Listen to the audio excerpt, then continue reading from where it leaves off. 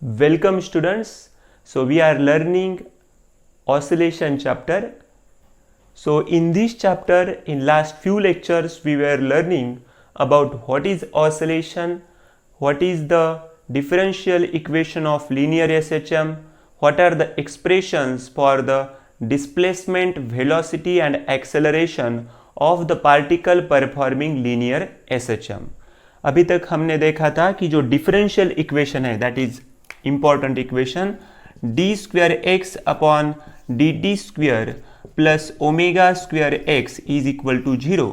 So this is the differential equation and this equation can be written in the form of d square x upon dt square plus k by m into x is equal to 0, where the value of omega square is equal to k by m and from that we can write omega is equal to root k by m. ये equation हमने देखी थी differential equation. इससे पहले जो starting की थी हमने f is equal to minus K X. So this is the formula for the force when particle is performing linear SHM. That force is directly proportional to the displacement and directed toward the mean position. This negative sign indicates that its direction is toward the mean position. Now in case of the displacement of the particle, we have x is equal to a sin omega t plus phi. Okay, ये हमने देखा था कि जो displacement का equation है हम x से डिनोट करते हैं displacement in case of linear SHM and capital A जो है वो क्या है एम्पलीट्यूड है omega T plus phi where omega is a angular velocity and phi is a phase. Phase means उसका जो एंगल होगा वो हमने देखा था. जब वेलोसिटी के लिए इक्वेशन हमने प्रूव किया था वो इक्वेशन था omega root a square minus x square. So this is the expression for the velocity and similarly we have a equation for acceleration that is minus omega square x. A is equal to minus omega square x. ये हमने देखा था. इसके बाद हमने displacement के लिए for mean position when particle starts from mean position, that time we have x is equal to a sin omega t. And when particle starts from extreme position, that time we have a cos omega t. ये जो equation थे ये भी हमने क्या किए थे prove किए थे. Okay, so all these equations we have derived in case of oscillation. ये जो ऑसिलेशन हमारा ये जो चैप्टर चालू है उसमें ये सब इक्वेशन हमने ऑलरेडी क्या किए हैं प्रूव किए हैं. Okay, so all these equations are very very important. So after completing all these equations, we were also discussing about the maximum and minimum values for the displacement, velocity and acceleration. ये equation होने के बाद हमने उसके आगे का जो next lecture था उसमें हमने देखे थे कि वेलोसिटी, एक्सेलरेशन और डिस्प्लेसमेंट के लिए जो मीन पोजीशन और एक्सट्रीम पोजीशन में वैल्यूज क्या रहेंगे और उससे हमने डिफाइन किया था कि किस तरह से वेलोसिटी मैक्सिमम कहाँ पे है, मिनिमम कहाँ पे है, एक्सेलरेशन मैक्सिमम कहाँ पे है, मिनिमम कहाँ पे है, ये हमने डिस्कस किया था. Okay, so this all things we completed in last 3 lectures. We also discussed some solved problems of oscillation. So in today's class, so we will start from the amplitude. Okay, what is amplitude of SHM? Amplitude of SHM. Okay, so हमें यहाँ पे A से amplitude denote करने का है. Amplitude is denoted by capital A. See here, when particle is performing linear SHM, okay, let's consider this is capital M, this is capital N and O. Okay, here O is the mean position of the particle. यहाँ पे particle क्या कर रहा है, linear SHM perform कर रहा है. इस पॉइंट को मैंने कैपिटल M से डिनोट किया है, इसे कैपिटल N से, और ये जो सेंटर वाला जो पॉइंट है उसे मैंने O से डिनोट किया है. What is here O? O is the mean position. ये जो पॉइंट है ओ क्या है? मीन पोजीशन है। कैपिटल एम क्या है? That is the positive extreme position. और ये कैपिटल एन जो है वो क्या है? Negative extreme position. If here particle is performing linear SHM, let's consider at P is our particle. P ये पॉइंट पे हमारा पार्टिकल है। Let's consider the distance from point O to P is x। O to P ये unknown distance हम x से denote कर रहे हैं। x is the displacement of the particle. So here particle is performing linear SHM and P is the position of the given particle and x is the displacement from point O। हमने देखा था कि जो problem हम solve कर रहे थे, जब भी हम डिस्प्लेसमेंट मेजर करते हैं वो पॉइंट सेंटर्स के पॉइंट से मेजर करते हैं। यहाँ पे सेंटर पॉइंट जो मीन पोजीशन है हमने O से डिनोट किया है। जो डिस्प्लेसमेंट का इक्वेशन है वो क्या है? x is equal to a sin omega t plus phi. Okay, so this is the equation for the displacement of the particle performing linear SHM. अभी यहाँ पे डिस्प्लेसमेंट मैक्सिमम कब होगा? जब sine omega T plus phi का value क्या होगा? +-1 होगा। Okay, sine omega T plus phi का वैल्यू जब +-1 होगा तब यहाँ पे जो डिस्प्लेसमेंट है वो क्या होगा? मैक्सिमम होगा। यहाँ पे डिस्प्लेसमेंट क्या होगा? Maximum.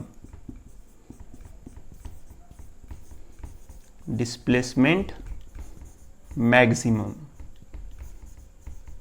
On which condition the displacement will maximum? When sin omega t plus phi is equal to +-1। लेकिन sin थीटा का वैल्यू +-1 कब आएगा? जब थीटा का वैल्यू मीन्स यहाँ पे थीटा कौन है? Omega T plus phi. Omega T plus phi का वैल्यू जो है जब π/2 और 3π/2 होगा तभी हमें क्या मिलेगा? +-1 मिलेगा। Okay, so here sine omega T plus phi is equal to +-1। यहाँ पे हम जब ये वैल्यू हम देख रहे हैं तो x का वैल्यू जब हम देखेंगे तो x का वैल्यू इस इक्वेशन के लिए क्या होगा? a होगा। सो here you can see x will be +-1। यहाँ पे आप जब +-1 पुट करेंगे तब यहाँ पे sine omega T plus phi we will get as +-1. So what is basically amplitude of SHM that we have to understand? Okay, the maximum displacement of the particle performing SHM from its mean position is called the amplitude of SHM. जो ये maximum displacement है यहाँ से यहाँ तक का distance जो है उसे क्या कहेंगे? एम्पलीट्यूड कहेंगे। So what is the amplitude? The maximum displacement of the particle performing SHM starting from its mean position, that is called the amplitude of SHM. इसके लिए कंडीशन क्या है? मैक्सिमम डिस्प्लेसमेंट हमें कब मिलेगा? जब sine omega T plus phi का value क्या होगा? +- जब 1 होगा और वहाँ पे x का वैल्यू क्या होगा हमारे? x is equal to +-a। So ये जो डिस्टेंस है a is called the amplitude of SHM. So how you can define the amplitude of SHM? The maximum displacement of the particle performing SHM from mean position is called amplitude of SHM. What is the definition? The maximum displacement of the particle performing SHM from mean position, that is called the amplitude of SHM.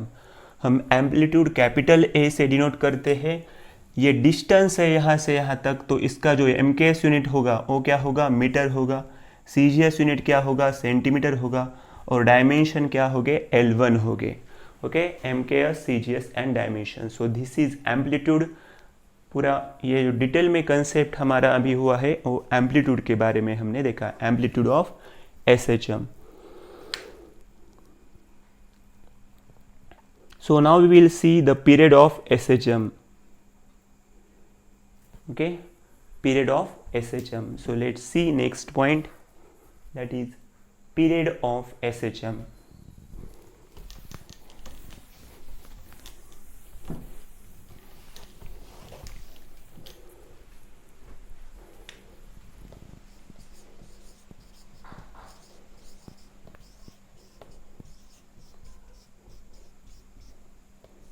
Okay, so period is denoted by capital T.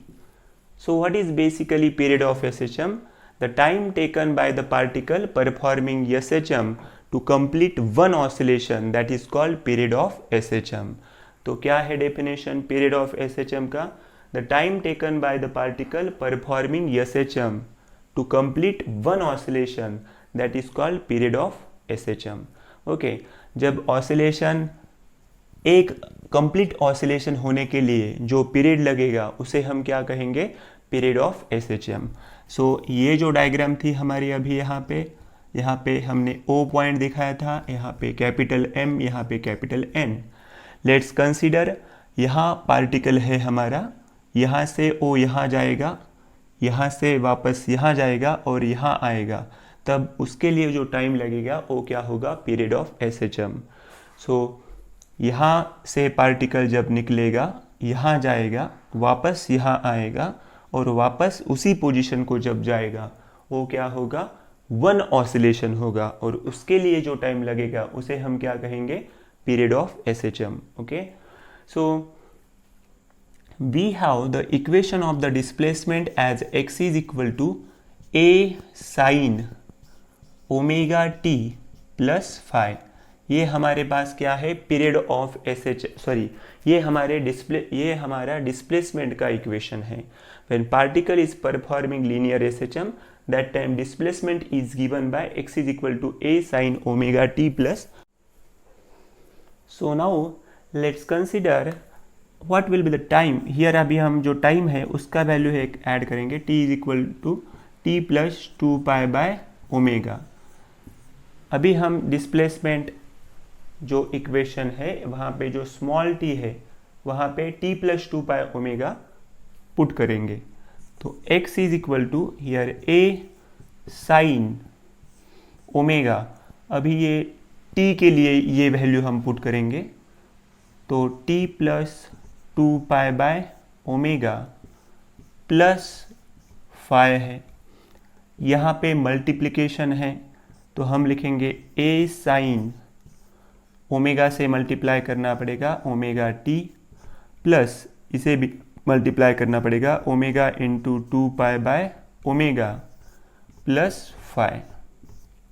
Okay, so here this omega and omega will get cancel. So now x is equal to a sine, so we have omega T plus 2π plus 5. Okay, ये जो equation है मैं इसे इस तरह से भी लिख सकता हूँ, 2π plus omega T plus 5. Okay, just 2π को यहाँ लिया है. x is equal to a sine 2π plus omega T plus 5. Here I will write x is equal to a sine omega T plus 5. Why? Because यहाँ पे क्या है? 2π है.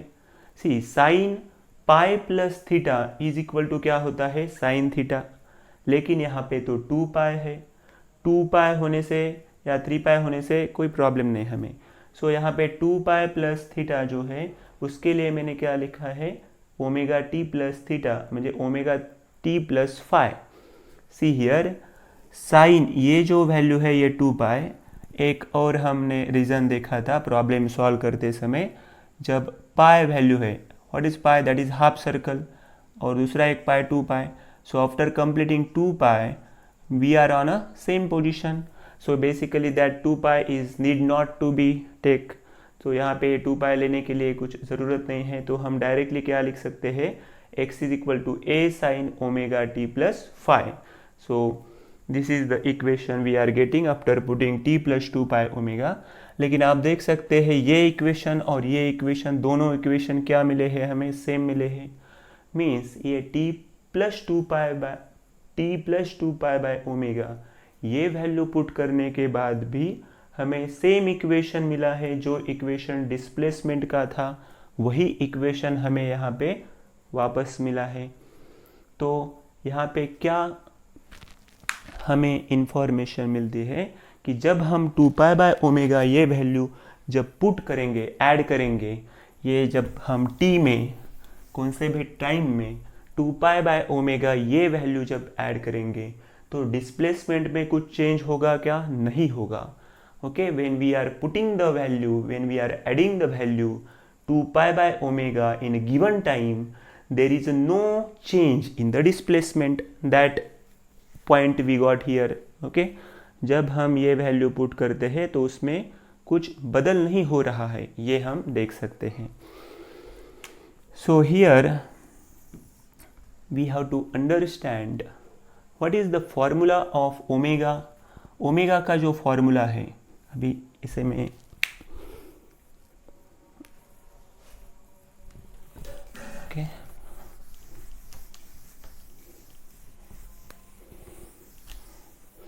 Angular velocity के लिए हमने जो फॉर्मूला देखा था, ओमेगा स्क्वायर के लिए जो फॉर्मूला देखा है वो क्या है? k by m।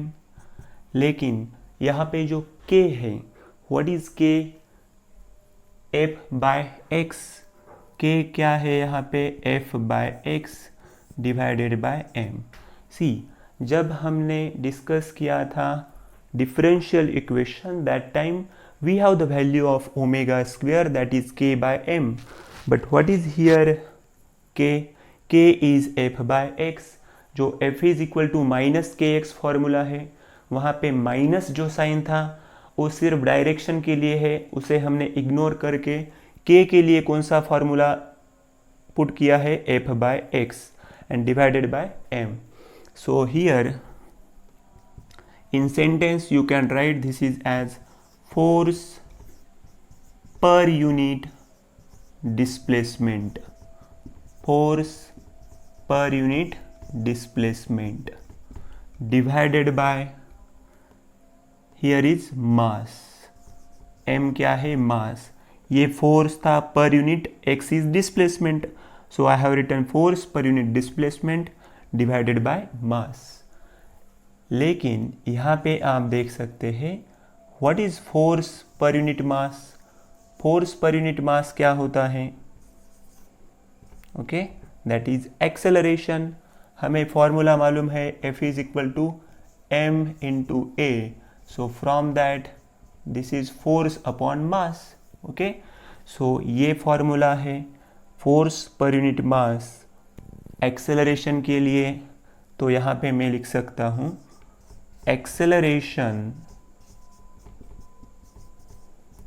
Per unit, per unit means division में है, per unit displacement. Okay, per unit displacement. So for omega we have to take the square root of this, so it will be, okay, again you have to write this, so I will write acceleration per unit displacement. Okay, acceleration per unit displacement. तो जब हम period के बारे में discuss कर रहे हैं तब हमें मालूम है कि जो ओमेगा का जो फॉर्मूला है 2 पाई बाय टी है। ओके, ओमेगा का जो फॉर्मूला है वो क्या है? 2 पाई बाय टी। और अभी हमने देखा था t इज इक्वल टू क्या है? 2 pi by omega. So here you can right 2 pi by, what is the formula of omega? that is acceleration per unit displacement। okay, so जो ये period है, पीरियड के लिए जो हमें इक्वेशन मिला है that is acceleration, okay, this is acceleration per unit displacement, acceleration per unit displacement। that is t is equal to 2 pi by omega. So this equation we got here. Okay, so ये अलग अलग form जो हमें मिल रहे हैं यहाँ पे period के लिए, वो हम यहाँ पे लिख रहे हैं. So once again we have another formula period for t is equal to 2 pi by omega. ये एक फॉर्म हो गया. और दूसरे फॉर्म में हम देख रहे हैं अभी t is equal to 2 pi by omega, लेकिन जो ओमेगा का वैल्यू है यहाँ पे पुट करेंगे हम. ओमेगा का वैल्यू क्या है? Okay, here I have to write omega is equal to root k by m. So we will write this as 2 pi root omega का वैल्यू क्या है? k by m. So we will get t is equal to 2 pi m, ऊपर जाएगा तो यहाँ पे हमें मिलेगा root m by k. So this equation we got t is equal to 2 pi root m by k. ये एक equation हमने स्टार्टिंग में देखा था, t is equal to 2 pi by omega हमें मिला था. बाद में ये एक इक्वेशन मिला है और ये भी एक पीरियड के लिए हमें इक्वेशन मिला है. So t is equal to 2 pi root m by k. So this equation we got. Okay, so now we will see the frequency of SHM. Our next point is frequency of SHM.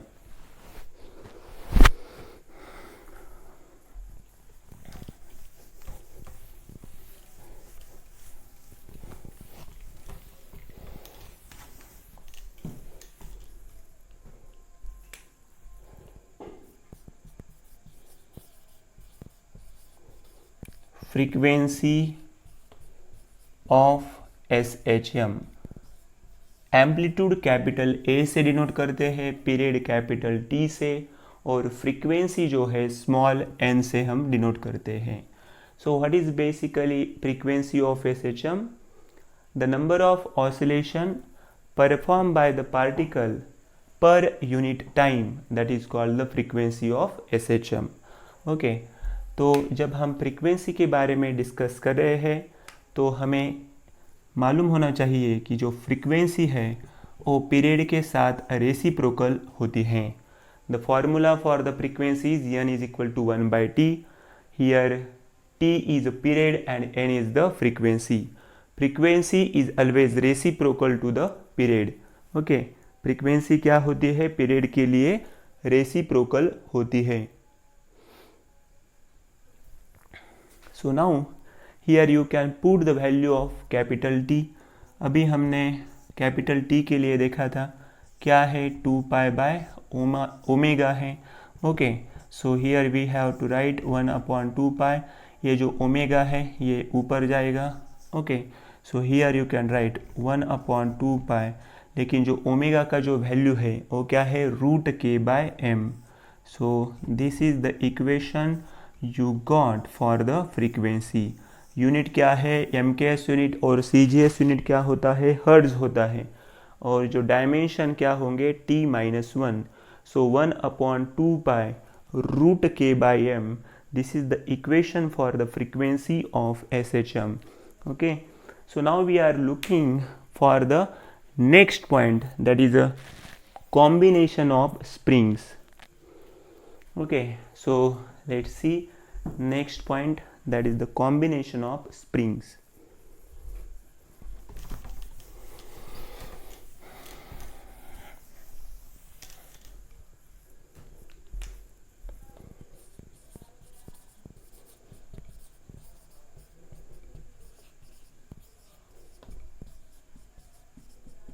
Combination of springs.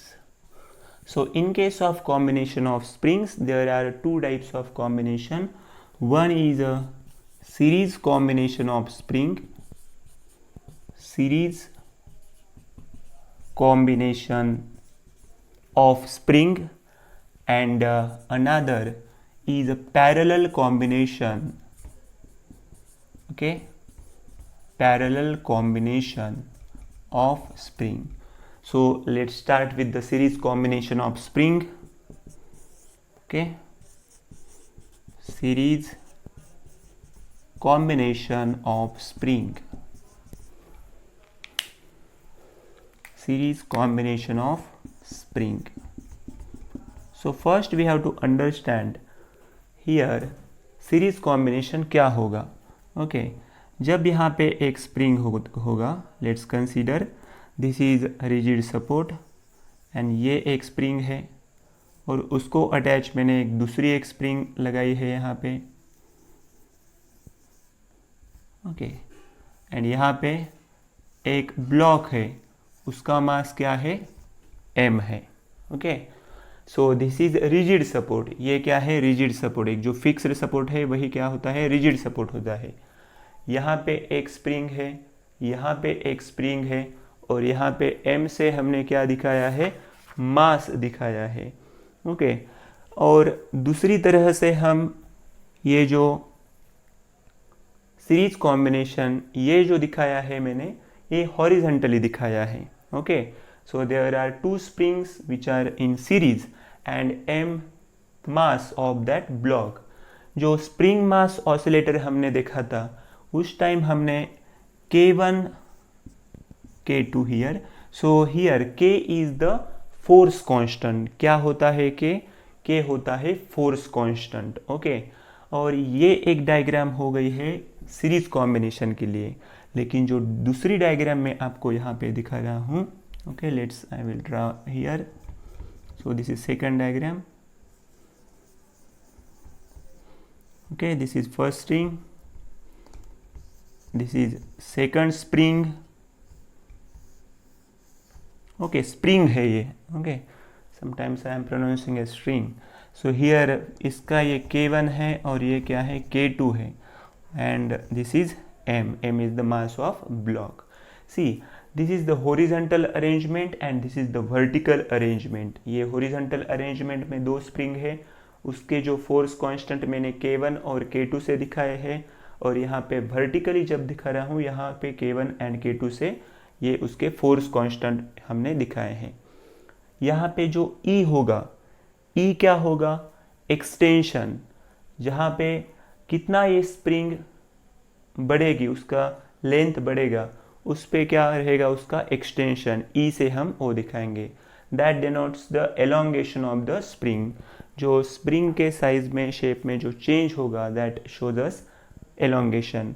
K1 K2 ये अलग अलग value हमने हर एक spring के लिए क्यों दिखाए हैं, क्योंकि फोर्स कांस्टेंट अलग अलग स्प्रिंग के लिए अलग अलग होगा डिपेंडिंग अपॉन देयर स्ट्रेचेबिलिटी. कितना वो स्ट्रेच करेंगे उसके ऊपर फोर्स कांस्टेंट का वैल्यू क्या होगा, डिफरेंट रहेगा. Okay, so here we have to understand K1 and K2 are the force constant. जब मैं E से, स्मॉल e से कुछ डिनोट करूंगा तो जो E होगा वो क्या होगा, एक्सटेंशन. ओके, E क्या होगा, extension.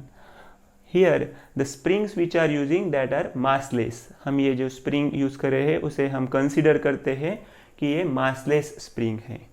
Okay, so here I will write F is equal to K1 E1 is equal to K2 E2. ये जो फोर्स है ये K1 E1 फर्स्ट स्प्रिंग के लिए और दूसरे स्प्रिंग के लिए K2 E2. Okay, so here you can write this as F is equal to K1 E1 and F is equal to K2 E2. So from this E1 के लिए क्या formula होगा, that will be F upon K1 and for E2 this will be F upon K2. Okay, ये formula हमें यहाँ पे मिला है. Okay. So here for total extension हम लिख सकते हैं E1 प्लस E2. ये जो टोटल एक्सटेंशन है ये हमने किससे डिनोट किया है, स्मॉल e से, and that is E1 plus E2. Now just put the values here. It will B F upon K1 plus F upon K2. So here you can write F 1 upon K1 plus 1 upon K2. Okay, E के लिए जो value मैंने लिया है यहाँ पे E1 plus E2 है। Okay, तो यहाँ पे E1 का वैल्यू क्या है, F/K1, ये यहाँ पे पुट किया। E2 का वैल्यू F/K2, दोनों में F था वो कॉमन लिया है, तो ब्रैकेट में अभी 1/K1 प्लस 1/K2 है। Okay, so this is how we are getting the spring का जो एक्सटेंशन है उसके लिए हमें फॉर्मूला मिला है। Now we can write here Ks is the effective spring constant. जब हम इफेक्टिव स्प्रिंग कांस्टेंट के बारे में डिस्कस करेंगे तो हम जो इफेक्टिव जो स्प्रिंग कांस्टेंट होगा वो हम Ks से डिनोट करेंगे। Okay, so here I will write this as E is equal to F/Ks। यहाँ पे E is equal to F/Ks जो लिखा है मैंने, यहाँ पे जो Ks का जो वैल्यू है वो क्या है, 1/K1 plus 1/K2। So here that Ks जो है उसे हम क्या कहेंगे, इफेक्टिव स्प्रिंग कांस्टेंट। ओके, उसका जो वैल्यू है वो हमने यहाँ पे लिखा है 1/Ks is equal to 1/K1 plus 1/K2। इसको जब हम क्रॉस मल्टीप्लिकेशन करते हैं तो यहाँ पे क्या होगा, K1 प्लस K2 और नीचे क्या होगा, multiplication K1 K2। So this is value for 1/Ks। लेकिन जब आप सिर्फ Ks जब निकालेंगे, ओके, जब Ks हम उसे ऊपर लेना पड़ेगा तो Ks इज इक्वल टू, यहाँ पे जो वैल्यू मिलेगा हमें वो होगा K1 K2 divided by K1 plus K2। Okay, so this is the value for effective spring constant, that is Ks is equal to K1 into K2 upon K1 plus K2।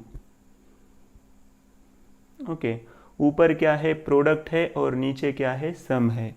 यहाँ पे क्या है, product है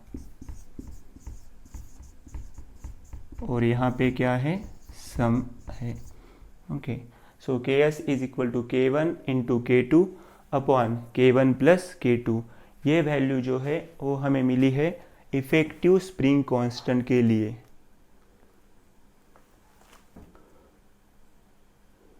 For number of such massless springs in series, we can write this as 1/Ks for number of massless।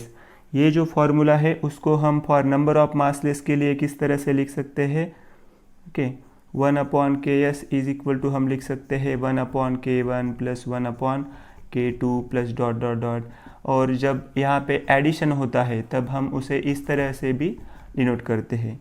ये भी आपको मालूम होना चाहिए। सो let's C our next point, okay, that is parallel combination, okay, of spring. Okay, so our next point is parallel combination of spring. Parallel combination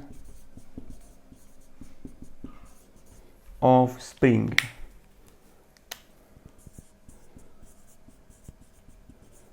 जब parallel combination के बारे में हम डिस्कस करेंगे तब यहाँ पे हमें दो स्प्रिंग होंगे जो क्या होंगे, पैरेलल होंगे।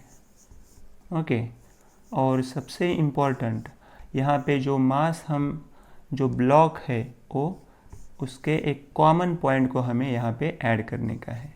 Okay, here the first spring will have K1 as force constant and second will have K2। और इसे हम इस तरह से भी दिखा सकते हैं। Okay, see here first is K1 and second is K2। यहाँ पे ये क्या है, रिजिड सपोर्ट है। यहाँ पे K1 और K2 that is the force constant for first spring and second spring. ये जो हमने कॉमन जो ब्लॉक ऑफ मास है वो उसको अटैच किया है एक सेम पॉइंट को, और यहाँ पे भी एक हमने सेम तरह से डायग्राम निकाला है। लेकिन जो मास है, जो लास्ट का डायग्राम था, उसमें हमने क्या यहाँ पे ऐड किया था, लेकिन एक कंबाइन जो पॉइंट होगा वहाँ पे हम क्या करेंगे, ओ मास को यहाँ पे ऐड करेंगे। Okay, so first you have to draw this diagram carefully.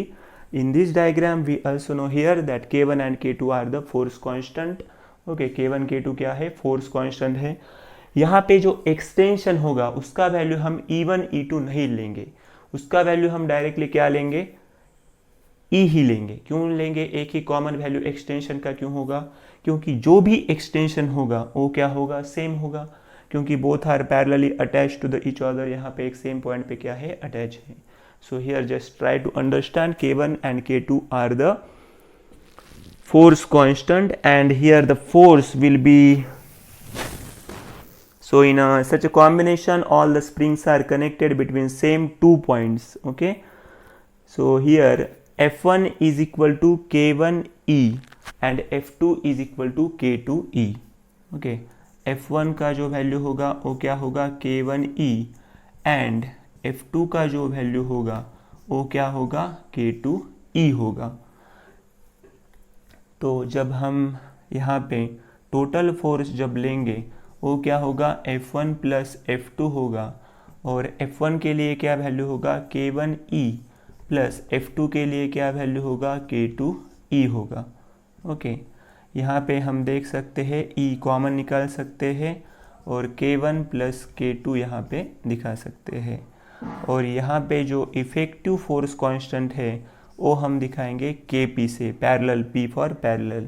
So normally we write this as Kp into E, where E is the extension and Kp is the parallel spring constant. What is Kp here? Kp is the parallel spring constant. So इस तरह से हमें जो value मिला है force के लिए, यहाँ पे Kp क्या होगा, वो होगा